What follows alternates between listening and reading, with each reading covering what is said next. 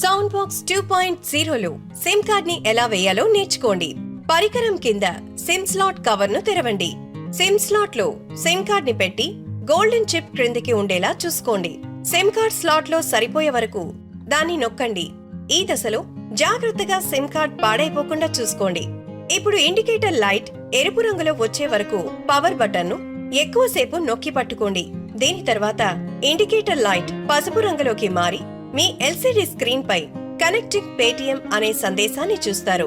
కొన్ని సెకన్ల తర్వాత సూచిక బటన్ నీలం రంగులోకి మారి పరికరం ఇప్పుడు యాక్టివ్ అయిందని చూపిస్తుంది.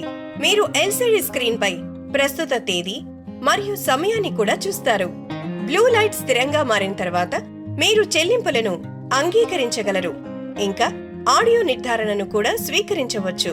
మీరు సమస్యలను ఎదుర్కొన్నట్లయితే మీ వ్యాపారం కోసం పేటిఎం యాప్ లో టికెట్ ను రైజ్ చేయొచ్చు లేదా 01204440 మా కస్టమర్ కేర్ ని సంప్రదించొచ్చు.